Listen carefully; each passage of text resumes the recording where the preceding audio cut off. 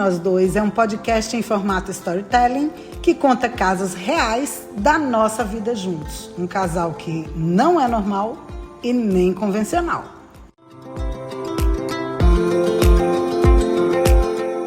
Eu sou Melissa Chaves. E eu sou Nilande Chaves. A gente está casado há mais de 3 décadas. E aí resolveu registrar em áudio os fragmentos aleatórios da nossa história real. Apesar de que alguns parecem inacreditáveis. Nem sempre a gente vai lembrar do mesmo fato do mesmo jeito.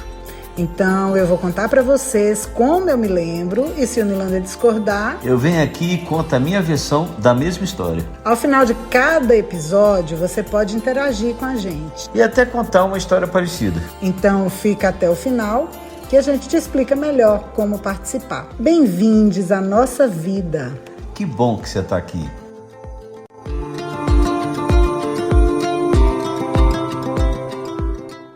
A história que vamos contar para você hoje é sobre como engravidamos na adolescência.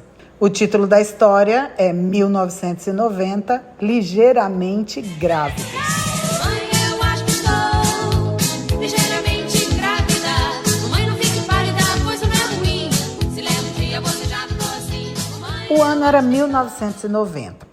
Naquele mesmo ano, a Alemanha se reunificaria. O Cazuza morreria pela AIDS, que ainda naquele tempo era um mistério, um grande tabu.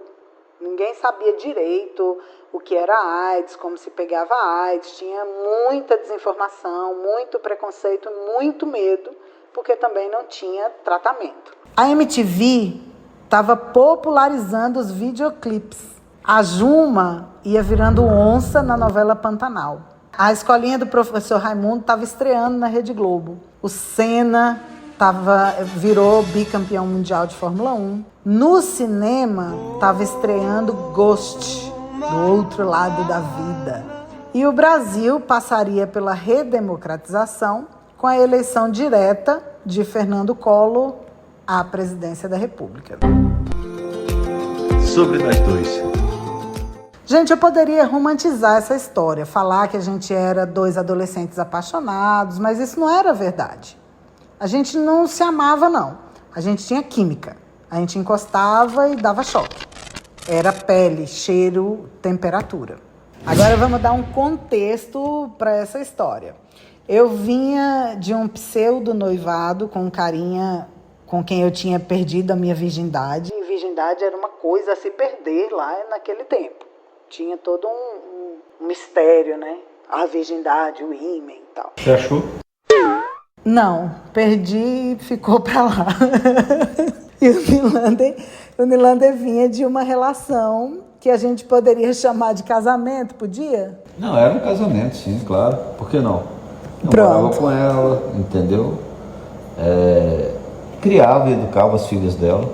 Pronto, ela era uma mulher mais velha que tinha 3 filhas.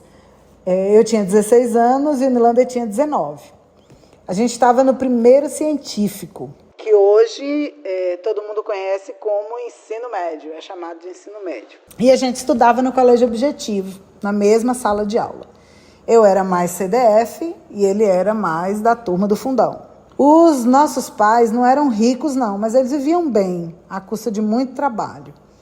Ele morava num prédio chique, na Jatiuca, e eu morava num prédio bem pequenininho, lá na Ponta Verde. Os dois eram à beira-mar. E estudávamos nesse colégio muito caro. Ele ia de carro para o colégio, revezando o volante com o irmão dele, e eu ia a pé mesmo, porque era muito perto o colégio da minha casa. Nessa ocasião, ele não trabalhava e eu trabalhava. Concorda, garoto? Verdade. Aí, como eu contei lá no início, a gente tinha química, a gente pegava fogo. Então a gente aproveitava todas as oportunidades que tinha para ficar junto. E aí transava no carro, na jangada da praia, no banheiro do barzinho, onde dava. Aquela pegação foi ficando cada dia melhor, cada dia mais quente. E aí a gente começou a fugir para a casa dele ou para minha casa, naquela coisa do escondido, para aproveitar aqueles momentos, né? Aí dava mais emoção. Tinha que ser escondido dos pais meus e dele, escondido dos irmãos. E os irmãos dele eram uma beleza, que eles adoravam ficar espiando a gente, né? Os moleques eram capítulo. E aí a gente tomava cuidado? A gente tomava cuidado, amor?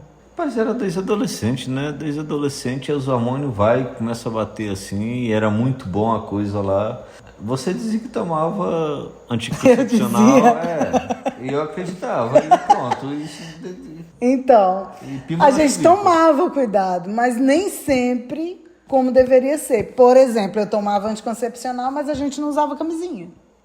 Nessa época aí, eu sabia da importância da camisinha, mas eu acreditava muito assim, que a gente não precisava, porque eu não traía ela e ela não me traía. Então, por que usar camisinha? Então, mas aí fica o alerta pra galera que sem essa de confiança, tá? A gente namorava há 2 meses, nós éramos 2 adolescentes, então não tinha que ter essa história de confiar um no outro. A gente tinha que ter o anticoncepcional, mas tinha que ter tido a camisinha também. Porque o anticoncepcional prevenia a gravidez, mas as ISTs, só a camisinha protegeria. Mas a gente não usava camisinha. É fato, você falou uma coisa importante aí. De fato, se a gente tivesse usado camisinha, talvez a gente não tava na felicidade de hoje, né? Mas... Irlanda, isso é para ser um podcast educativo, meu amor. Não é pra... Mas é fato, assim, não, mas é importantíssimo, minha gente. É importantíssimo usar a camisinha. De verdade, verdadeira, viu? Na época, eu tomava um anticoncepcional que não era dos comuns, não. Eu só tenho um rim. Então, não dava... Só podia tomar um anticoncepcional X. E aí, depois de 3 meses de pegação, meu salário atrasou. E eu atrasei 3 dias do retorno do anticoncepcional. Porque, tipo, quando a gente toma anticoncepcional, você toma por X dias, 21 dias ou 28 dias, depende do anticoncepcional. Depois você tem uma pausa de 5 dias ou 7 dias, depende do anticoncepcional. E aí eu tinha aquela pausa de 7 dias para voltar a tomar o comprimido, mas eu não tinha a grana para comprar o anticoncepcional, então eu atrasei 3 dias. Então, ao invés de voltar com 7 dias, eu voltei com 10 dias. Agora você imagina essa matemática toda entrando em acordo com os hormônios. Especialmente os seus, né? Os nossos, né? Porque como eu falou assim, tocava, saía faísca. Pois é. E aí a gente não parou de transar. Continuou transando. O que eu imaginava? Que meu organismo estava impregnado com anticoncepcional de rotina. E não ia ser nesse ato de 3 dias que eu ia ficar grávida. Aí eu disse, não, eu volto a tomar e tá tudo certo. A gente segue e seguiu a nossa vida sexual normal. Nessa época a gente nem pensava isso, entendeu? A gente processa isso hoje. Não, eu pensei sim. Você pensou? Pensei. Tá vendo? Eu pensei que não ia fazer falta. Minha gente. Não, eu pensei que não ia fazer falta os 3 dias. Eu pensei que ia dar tudo certo. 2 adolescentes com os hormônios à flor da pele, se pegando ali o tempo todo, sem camisinha. 3 dias atrasado de tomar o anticoncepcional. O que vocês acham que aconteceu? Pimba! Todo mundo já sabe, né? Sabe aquela coisa de, não vai acontecer com a gente? Mas aconteceu. Bom, eu comecei a me sentir diferente. Aí eu morava num predinho que tinha que subir escada, era no 2º andar. Aí eu ia subindo as escadas, eu sentia minhas pernas fraquejando, assim, meu peito estava doendo, estava maior. Aí eu sentava no vaso, eu era muito magrinha. E aí eu vinha aquele buchinho, assim, na base da minha barriga. Aí eu disse, não, isso é coisa da minha cabeça. Só que eu afastava o medo do pensamento, né? Pensava em outra coisa. Até que chegou o dia da menstruação, nada. Começou e eu era certinha, né?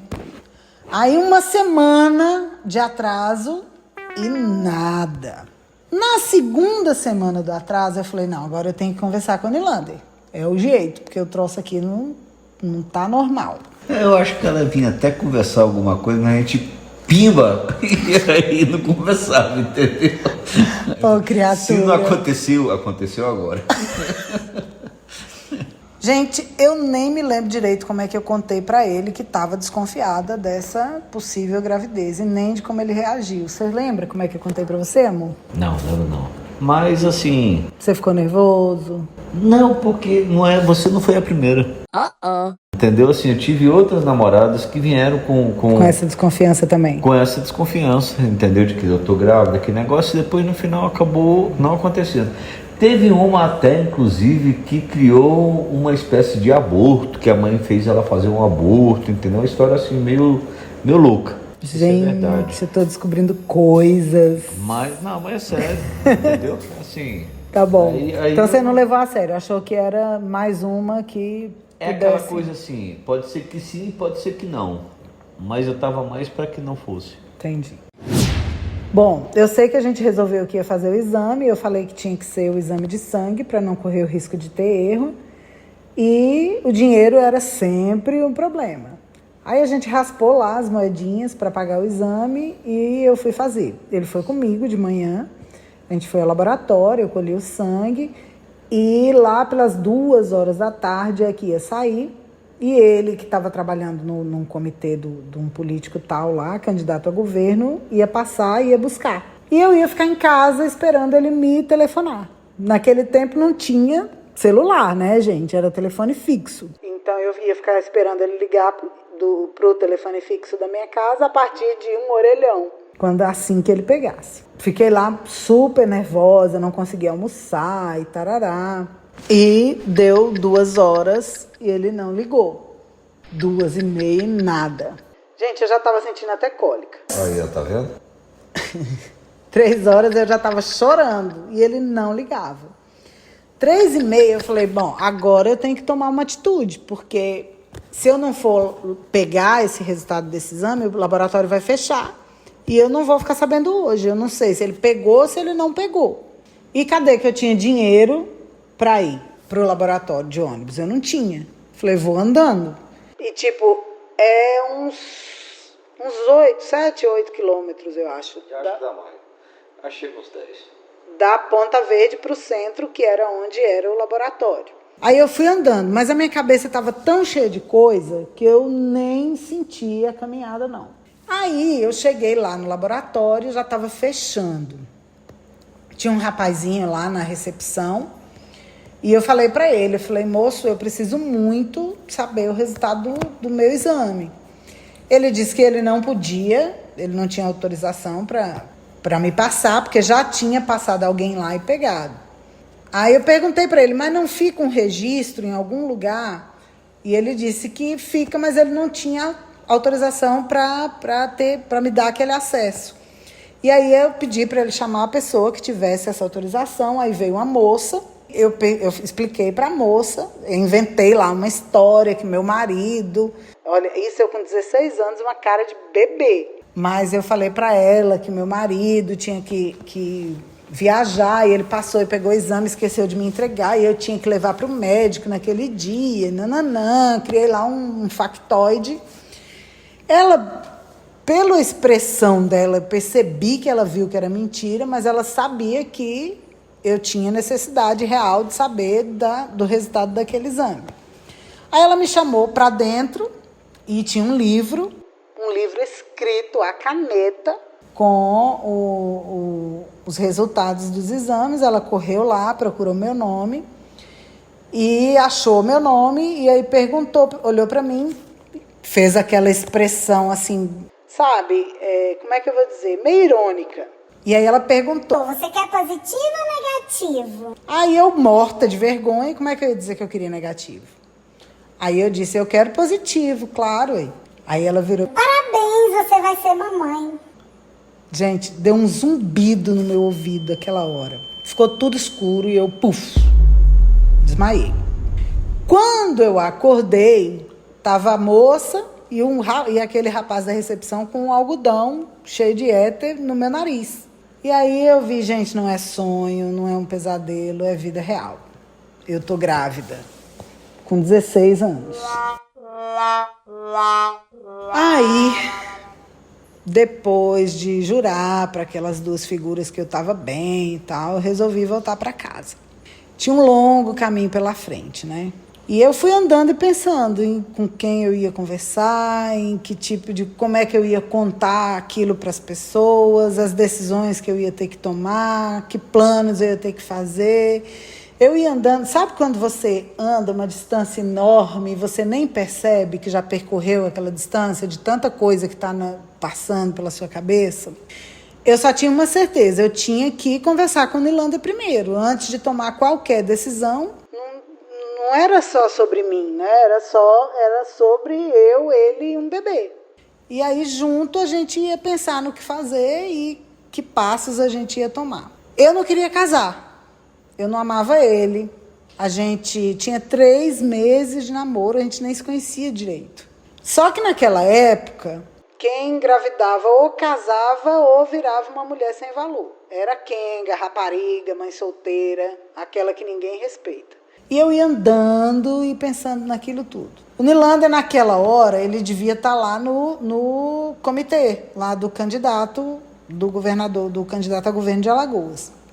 E o comitê ficava pertinho da minha casa. Eu falei, eu passo lá no comitê, falo com ele e vou para casa. Fui andando, a cabeça a milhão. Será que ele não tinha pego o resultado? Eu ficava pensando, por que ele não me ligou? Aí eu queria perguntar para você, por que você não me ligou quando você pegou o resultado? Eu nunca te fiz essa pergunta. Os turbilhões de pensamentos que passavam pela sua cabeça passavam pela minha também. O que eu vou fazer agora? Mas por que você não me ligou? Porque eu tinha que tomar uma decisão primeiro. Eu tinha que... Sozinho? Eu tinha que saber o que realmente assim ia fazer. Veja, eu, assim, nessa época, né, a minha cabeça era muito... o homem tem que tomar decisão, eu sou um homem, eu sou responsável, o maior responsável sou eu de ter acontecido isso aí. Certo, mas que ligar só para me dizer, porque era o combinado. Vou pegar o resultado e te ligo para te contar. Veja que as inseguranças, ela não é só da mulher, é do homem também, pelo menos aconteceu comigo. Não, mas não estou falando de inseguranças ou seguranças. Pois é. Estou te perguntando por que você não cumpriu o combinado de me ligar para me contar. Porque eu tinha que ter certeza que eu ia conversar com você, que eu ia falar com você, que ia acontecer dali por diante. Enfim. Entendeu? E o que ia acontecer não era só comigo, porque eu nunca pensei assim, ó, não, porque você me conhece, você sabe que eu sempre penso assim, na pessoa, eu sempre tive empatia com as pessoas. Eu sempre pensei assim, rapaz, se eu tivesse no lugar da pessoa, o que ia acontecer? Então eu sempre pensei assim. E você não pensou no seu alto de empatia? Ela tá lá esperando, ansiosa para saber o resultado? Não, porque ia ser 2 pessoas que iam estar com dúvida. Eu tinha que ter uma decisão. A minha empatia está exatamente nisso aí, entendeu? E saber como eu vou ajudar. Não é aumentar, porque se eu falo com você e você percebe que eu estava totalmente inseguro, sem saber o que fazer, ia aumentar muito mais os teus problemas. Certo. Então vamos para adiante. Vamos adiante aí na história. Aí eu fiquei nessa, entendeu? Eu fiquei realmente muito perturbado. Eu passei uma tarde perturbado e assim, e eu falei assim, ó, isso pode comprometer o meu trabalho aqui, que eu estou fazendo aqui no comitê, entendeu? E agora, principalmente agora que eu vou precisar de dinheiro. Tudo isso passou pela minha cabeça. Tudo isso aí a tarde todinha. Tá bom. Então vamos seguir a partir dos meus sentimentos e a gente vai se confrontando aqui, na verdade conversando sobre, né? Então eu conhecia algumas pessoas que trabalhavam no comitê com ele. Eu cheguei lá caladinha, normalmente eu chegaria mais falante e tal, mas eu estava cansada, suada, o olho vermelho de chorar, a cara inchada. E estava todo mundo no comitê conversando alegremente, mas o Nilanda não estava lá. Eu procurei algum conhecido e vi um deles. Aí eu perguntei, Solano, cadê o Nilanda? Aí quando eles enxergaram que eu estava lá, sabe quando está todo mundo conversando, aí você entra e as pessoas percebem que você entrou e todo mundo cala? Então virou um velório aquilo ali, tudo um silêncio danado. E aí ele foi e me respondeu. Ele disse, ó, com a cara de muita dó, não esqueça a expressão do rosto dele. Ele tá perturbado, mas ele foi com uns caras para o quiosque lá na praia, porque vai uma turma sair para um comício em São Miguel e ele foi para lá para esperar o pessoal. E aí eu fui para lá, para o bar onde ele estava, né? Lá para o quiosque da praia, que era o ponto de encontro da galera que ia se juntar para ir para o tal comício. E tava assim, gente, era um entardecer muito bonito. Então, o sol se pondo e eu vi o Nilander lá no meio dos coqueiros. A orla de Maceió tinha muito coqueiro. E ele tava lá no meio de um monte de gente e eu parei e fiquei esperando ele me ver. Aí, quando ele me viu, eu fiz sinal para que ele chegasse perto e comecei a chorar e perguntei. Por que você não me ligou? Eu fui no laboratório, eu peguei o exame. Você pegou antes de mim. E você não me ligou. E agora, Nilander, o que a gente vai fazer? Você entendeu que eu não tinha resposta? Eu não tinha resposta. E eu esperava assim, porra, eu só posso falar com ela na hora que eu tiver a resposta, de saber o que a gente vai fazer. Eu não sei o que a gente vai fazer. Eu estava perturbadíssimo, muito perturbado. E aí, gente, o que ele fez? Ele olhou para mim e disse, você eu não sei, mas eu tô indo para São Miguel agora. Virou, entrou no carro, que era, sei lá, tipo uma van, e foi embora. E eu fiquei ali, sem saber o que eu faria, para onde eu ia, com quem eu ia conversar. Pois é, eu me lembro que assim, eu falei assim, olha, vamos fazer o seguinte, vamos conversar depois. Eu tenho um compromisso, não foi tão... Foi assim, desse jeito, você eu não sei, eu tô indo para São Miguel agora. Aí tá vendo que cada um tem a sua versão da história? Eu acho que você tava tão perturbada e eu não vou tirar você não podia estar diferente, você tinha 16 anos, tava grávida. Entendeu que você interpretou essa mensagem, mas não foi exatamente assim seco dessa forma. A gente conversou e eu falei assim, olha, eu não sei o que vai fazer, ainda tô processando. E agora eu tenho um compromisso, eu tenho que sair, eu tenho que ir para lá. Então, assim, vai para casa, entendeu? E amanhã a gente conversa. E foi assim que nós descobrimos que estávamos grávidos. Nada romântico, né? Eu sempre sonhei com aquela coisa de um abraço, carregar no colo, um beijo na barriga, sabe aquela coisa da mulher que chega e diz pro cara, ai, eu tô grávida, ai, que coisa legal, vamos ter um filho. Mas não foi nem de longe o que aconteceu. Não nesse momento, né? Depois a gente curtiu muito. Mas você quer saber como é que os fatos se desenrolam a partir daí? Então ouça os próximos episódios. Eu te amo, meu amor. Eu também te amo, amor. Agora é hora de interagir com a gente. Você gostou dessa história? Lembrou da sua própria história? Conta para nós, escreve um e-mail para sobrenós2, sobrenós2podcast@gmail.com, contando a sua história de descoberta da gravidez. E aí a gente conta aqui. E você pode interagir também com a gente no grupo do Telegram. É só procurar Sobre Nós Dois Podcast e entrar. Lá a gente só vai falar sobre as histórias contadas aqui no podcast, tá? Sem conversas paralelas. E a gente vai conversando. Fica a dica. Gente, sexo é bom demais, é muito gostoso, é super natural que aconteça entre pessoas que se curtem. Mas não deixe de tomar seu anticoncepcional bem certinho e use camisinha. O anticoncepcional não protege das inúmeras doenças sexualmente transmissíveis que andam por aí. Então veste a capa no super-herói e manda brasa, tá bom? Esperamos que vocês tenham gostado dessa história e vamos ficando por aqui. A gente se vê muito em breve. Cheiro! Sobre nós dois. Eu gostei da capa do super-herói. Gostou, amor? Gostei. Herói!